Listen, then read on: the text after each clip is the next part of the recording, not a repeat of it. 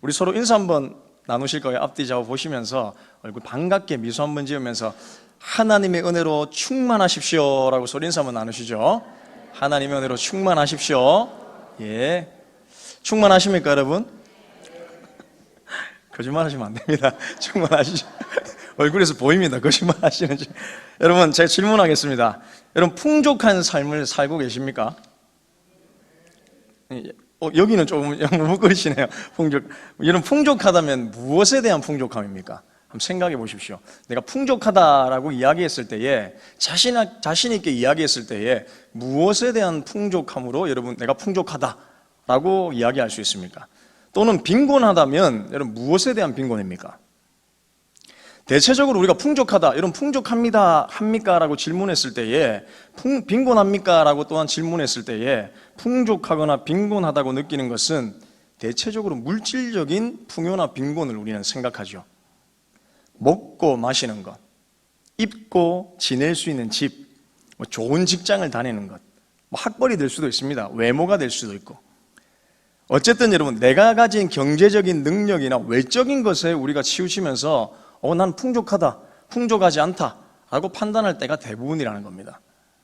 빈곤도 마찬가지죠. 상대방에 비해 없는 것들을 보면서 빈곤하다라고 느끼는 경우가 대부분입니다. 상대적인 박탈감에서 오는 빈곤에 대한 의식이 세상과 또한 저와 여러분들 가운데에 깊게 깔려 있다는 겁니다.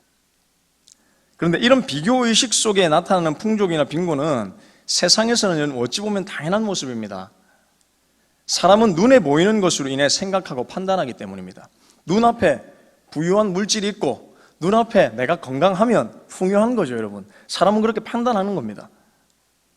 그런데 여러분, 믿음의 사람들에게 있어서 이러한 적용과 결론은 잘못된 방식과 생각이라는 것이죠. 우리는 눈에 보이는 것뿐만 아니라 그 너머에 보이지 않는 영적 세계가 있다는 것을 여러분 믿습니다. 믿으십니까? 그리고 외적인 세계뿐 아니라 영적인 세계가 우리를 인도하고 우리의 삶을 이끌어간다는 사실도 우리는 믿습니다. 그러므로 여러분, 육신적으로 외적으로 내가 풍족하다고 해서 내 삶은 참 풍족하다라고 쉽게 판단할 수도 없고, 육신적인 빈곤이 있다고 해서 내 삶은 실패했다라고 섣불리 말할 수도 없다는 것이죠. 오늘 읽었던 본문의 내용, 원래 7절까지 과부에 대한 내용이 기록되어 있습니다.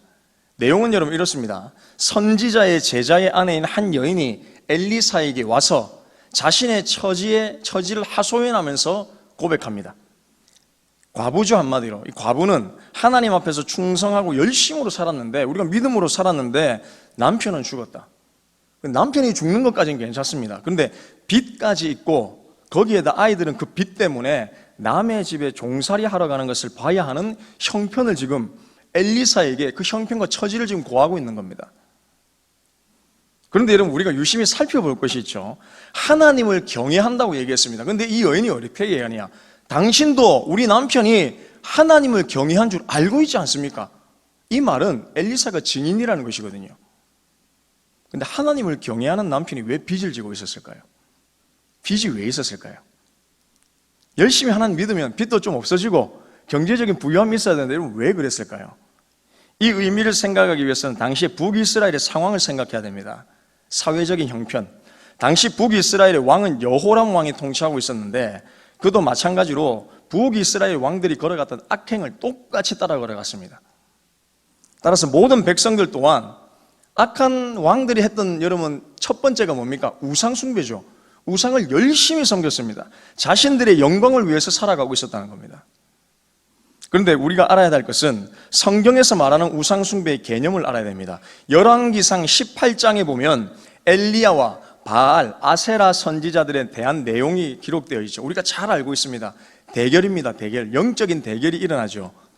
그때 있었던 백성들의 모습에 대해서 여러분, 엘리야가 백성들을 향해서 외쳤던 선포가 있습니다. 18장 21절. 우리 다 같이 한번 읽어볼까요? 읽어보겠습니다. 시작.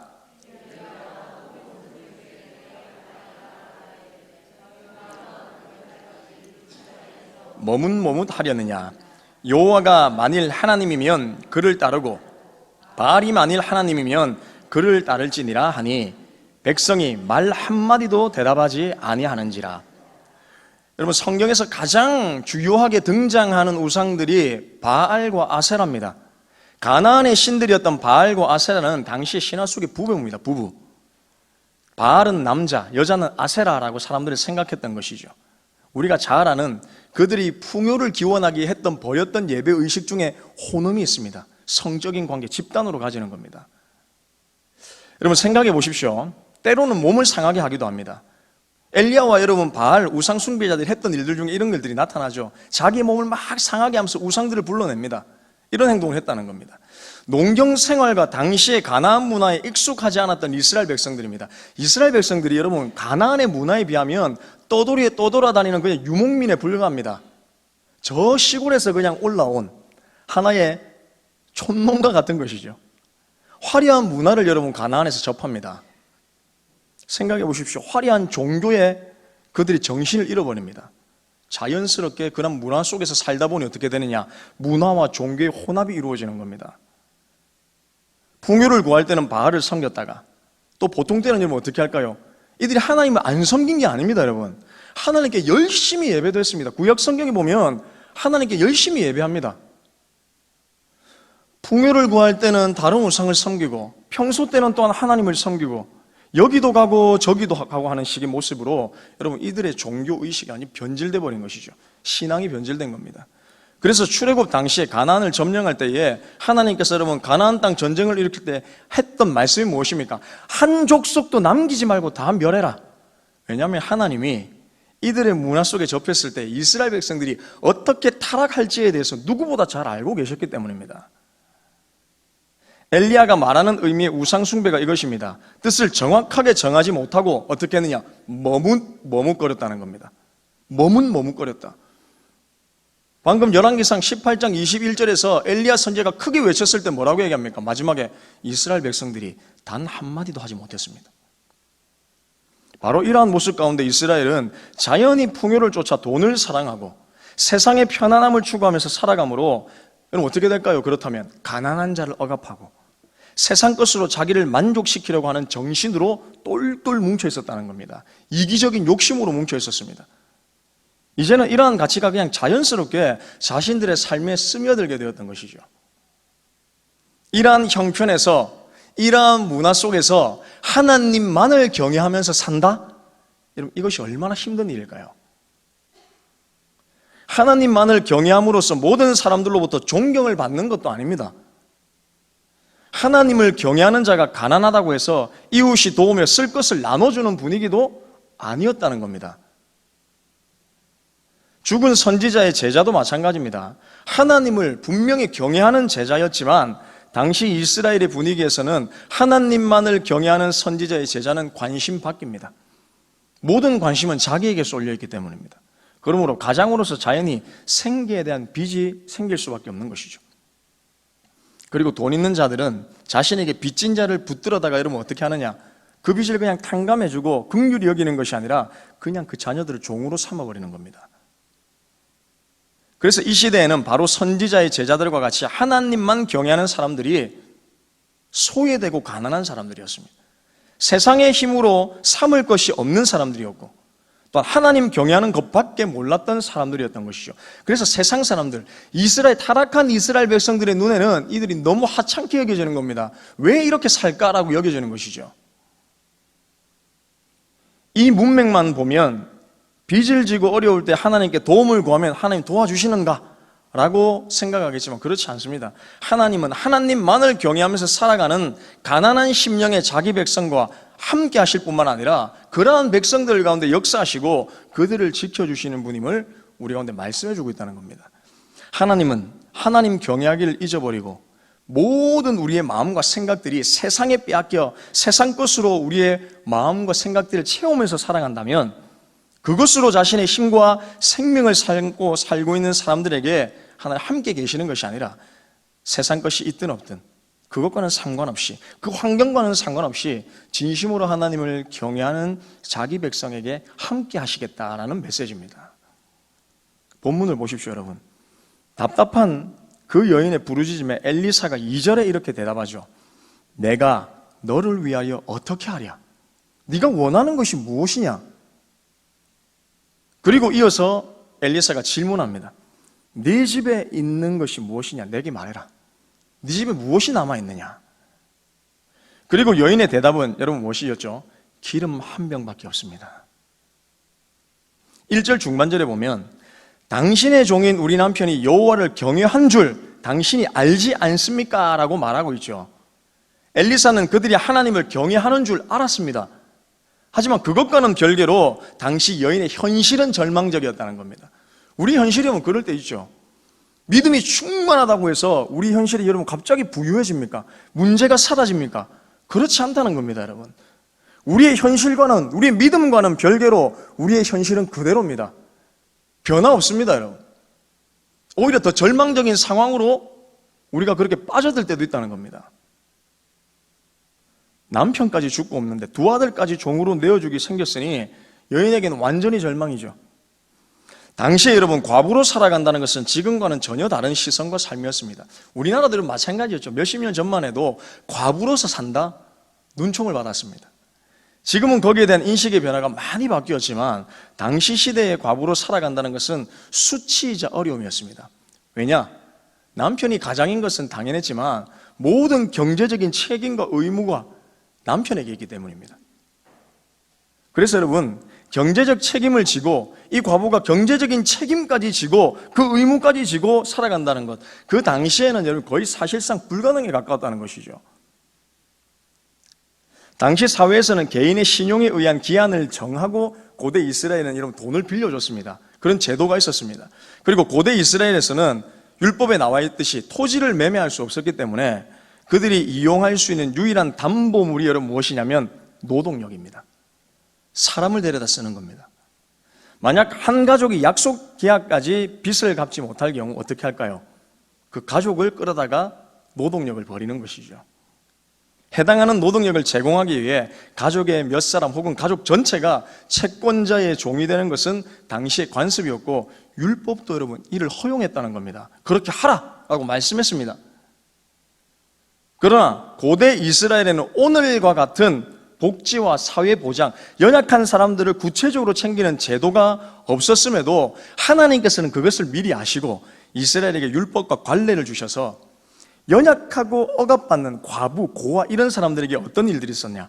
친족들이 이들을 책임지고 노인이나 가난한 사람들을 반드시 돌보게 했다는 겁니다.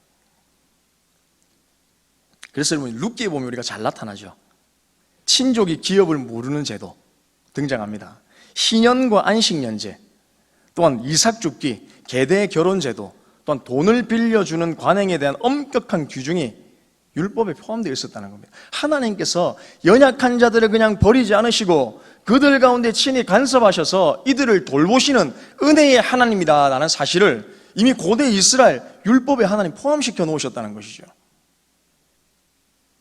이스라엘 사람들이 부채의 속박에서 벗어나서 친족의 보호를 받도록 하기 위함이었다는 겁니다. 그러나 여기서는 여인에 대해서 어떠한 이야기도 하지 않죠. 이러한 규정들에 대한 아무런 언급이 여인에 대해서 없습니다. 그래서 아마도 이 과부는 자기 재산이나 자녀를 물을 친족이 없었거나 그녀와 그 자녀를 자신의 식솔로 받아들이려는 친족이 아무도 없었을 것으로 보고 있다는 겁니다. 한마디로 완전히 홀로였습니다. 어떤 이유에서였든 간에 그녀와 그 자녀들은 이스라엘이라는 하나님의 은혜 가운데에 세워진 이스라엘이라는 사회 안전망에서 연약한 자들이 당시 이스라엘 백성 땅 가운데에 보호받지 못하고 있었다. 이 사실을 그녀의 호소를 통해서 보여주는 것이죠. 즉 억압받는 자는 그대로 억압받게 내버려두고 가난한 자는 가난한 대로 그냥 내버려두는 겁니다. 네가 어떻게 되든 상관이 없다는 것이죠. 그런 가정에 여러분 남편까지 잃었는데 심지어 이제는 두 아들까지 내어주게 생겼으니 말로 표현할 수 없을 정도의 절망적인 상황이 지금 이 여인에게 펼쳐진 겁니다. 눈앞이 여러분 깜깜하겠죠?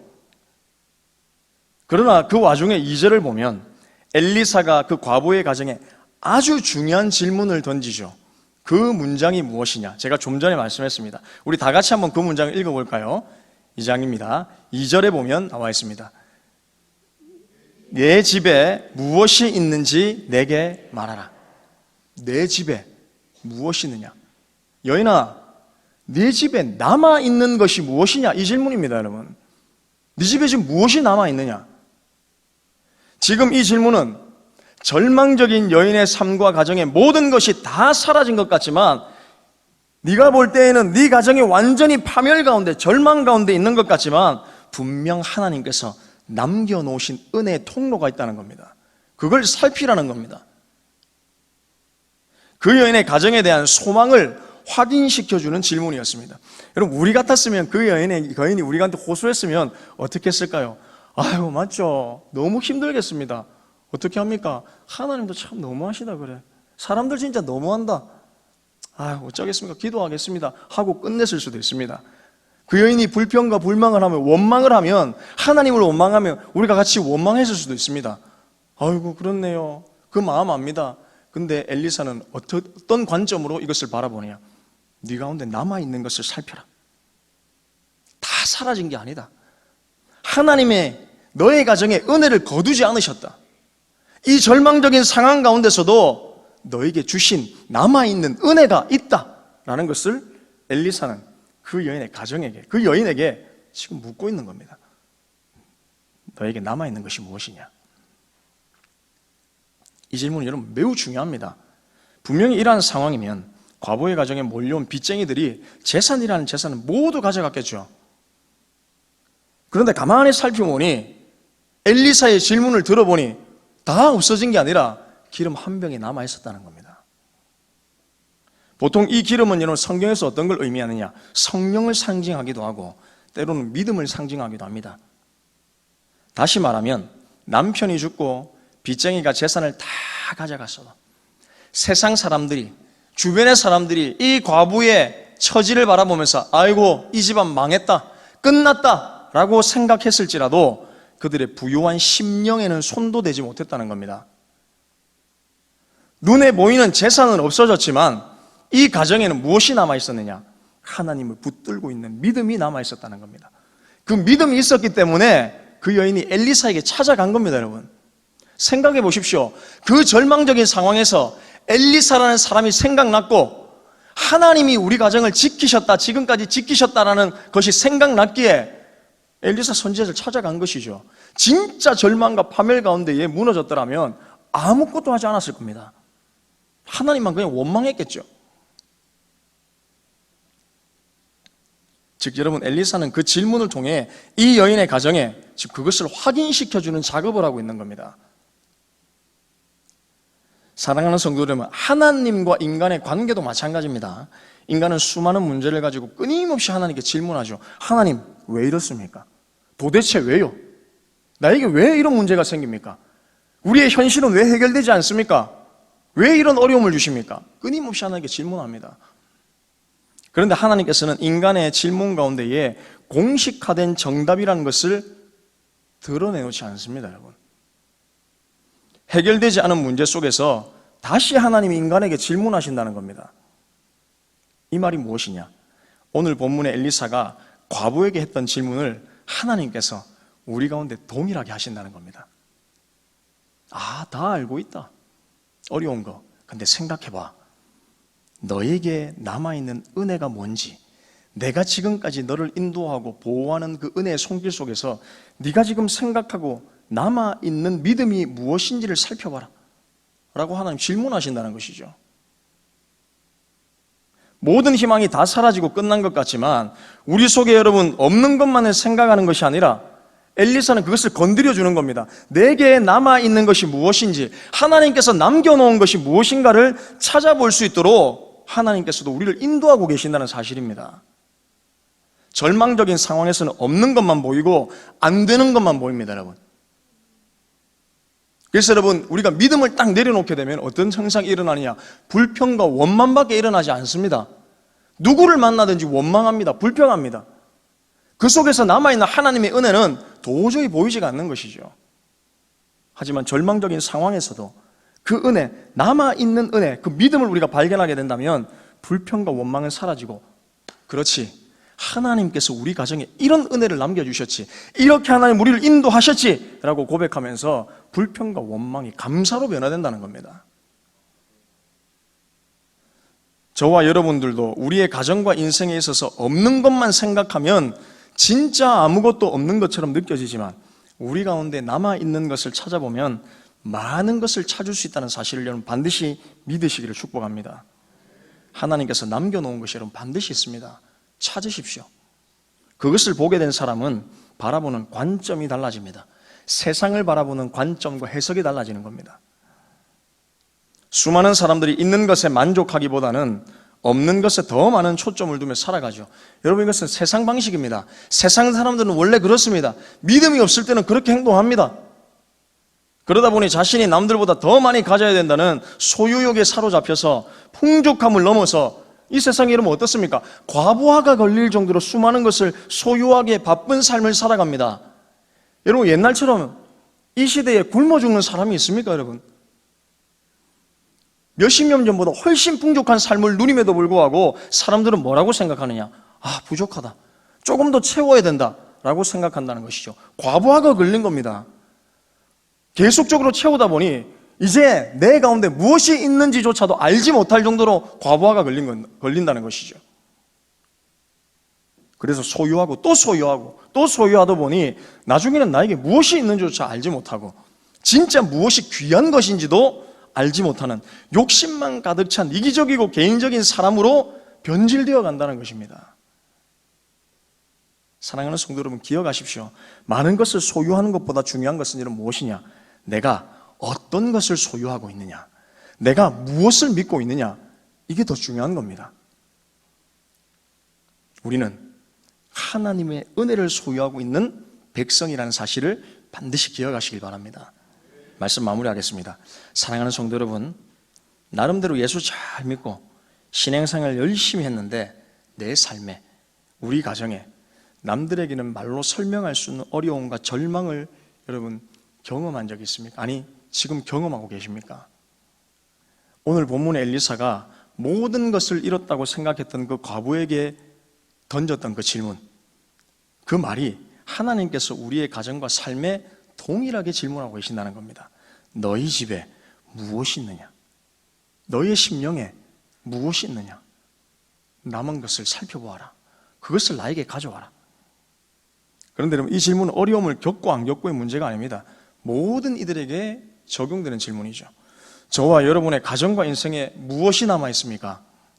아무것도 없는 것 같지만 우리는 그 속에서 엘리사와 과부의 모습처럼 하나님이 남겨놓으신 것이 무엇인지 발견하며 찾을 수 있어야 합니다. 하나님께서 남겨놓으셨다면, 하나님께서 우리 가운데 은혜를 허락하셨다면 기름 한 병이라도 충분하다는 사실을 믿으시기 바랍니다. 그리고 지금 여러분들의 삶에 그 기름 한 병이 무엇인지를 살펴보십시오. 그래서 우리의 가정과 인생에 하나님께서 남겨놓으신 것을 발견하여 때로는 절망과 낙심 속에서도 믿음으로 주님만을 바라보며 살아가는 저와 우리 사랑하는 동국의 모든 성도님들 다 되시기를 주님의 이름으로 축복합니다.